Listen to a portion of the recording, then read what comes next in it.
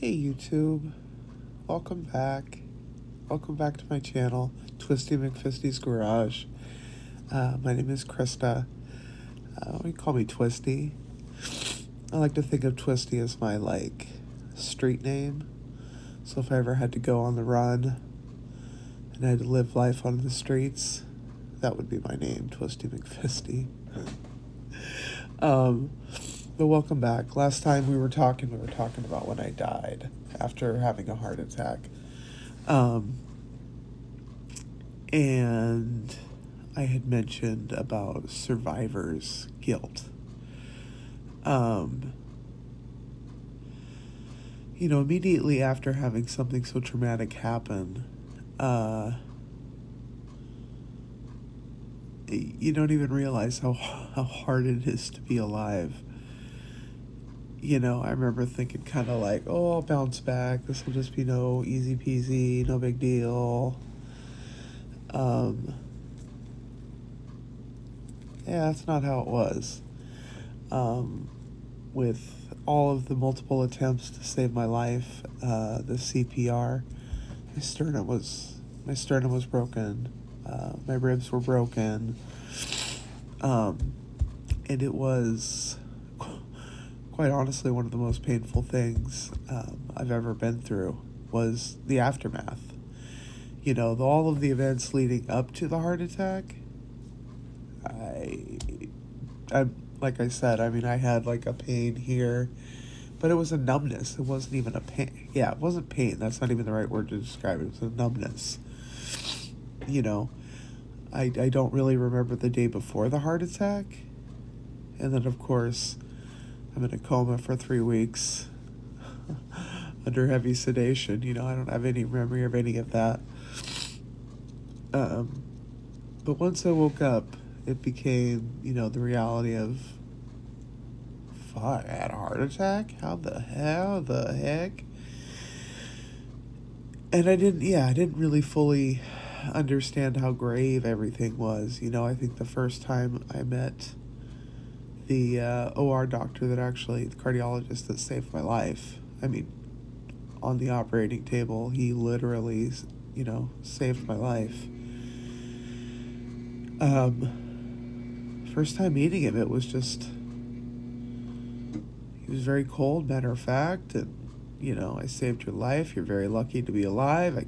We can't believe that you're alive. Most people don't survive something like that from home, and that kind of stuff. And I was just like, oh, deer in the headlights. Like, I can't believe all of that has just happened to me.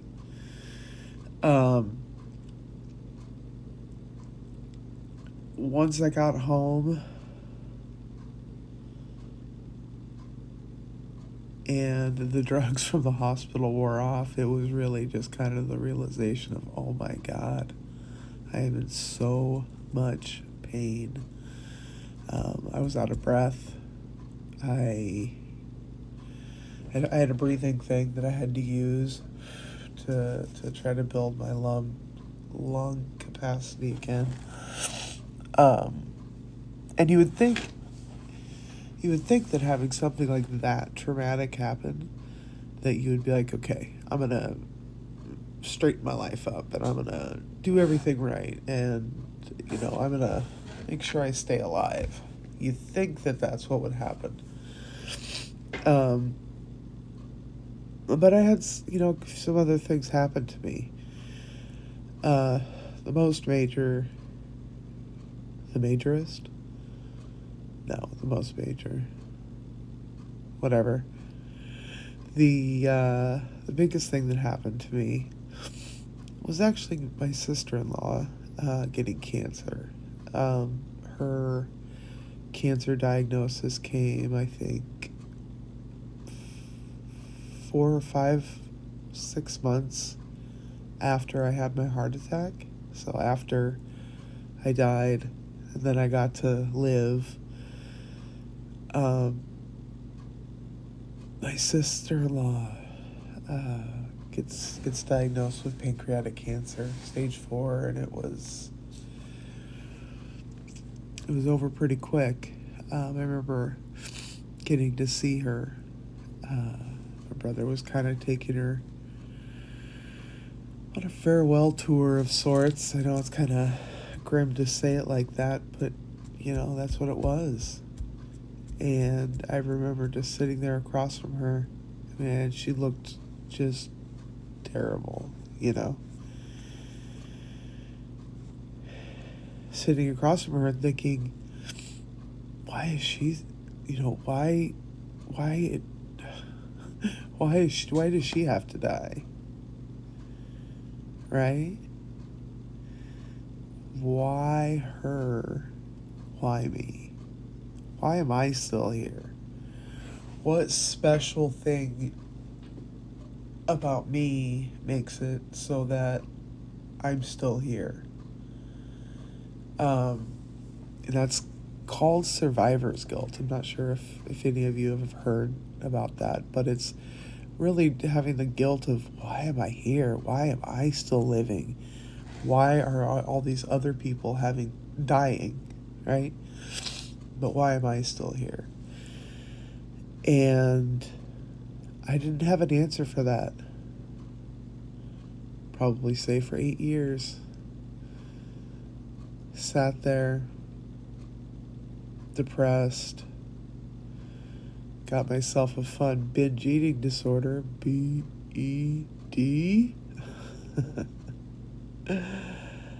I wanted to feel something, and eating something delicious was a way to feel. It was a way to have some dopamine, some serotonin, dump into my system. I wasn't involved with a psychiatrist. I wasn't involved with a counselor. I was going through 8 years of hell all on my own, And that was lonely, right? Struggling with, why am I still here? Why?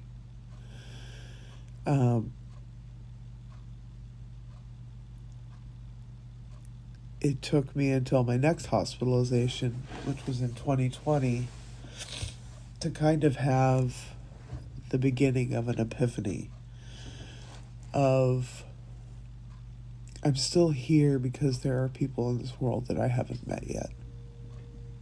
I haven't met you yet. I haven't had the opportunity to talk to you yet.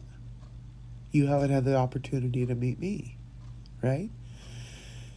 I'm still here because I have a message that I need to get out to the world.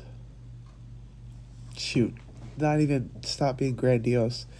I have a message that I need to just get out to maybe just a handful of people. And honestly, that's enough. Do I think I'm here so I could go viral and be in the second coming of Jesus or something? No. Not religious, by the way. No. But I definitely have realistic expectations. I just know that there's people I haven't met. That's the reason I'm still alive.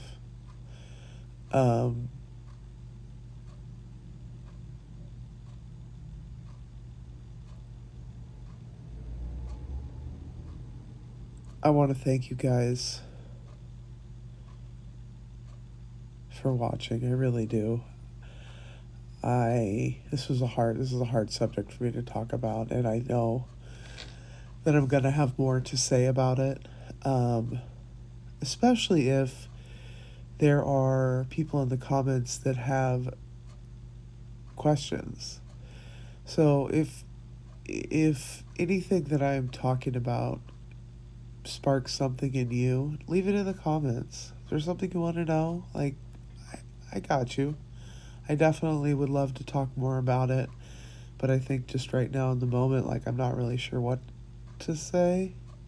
I want to say everything, but I know I can't sit and ramble for an hour.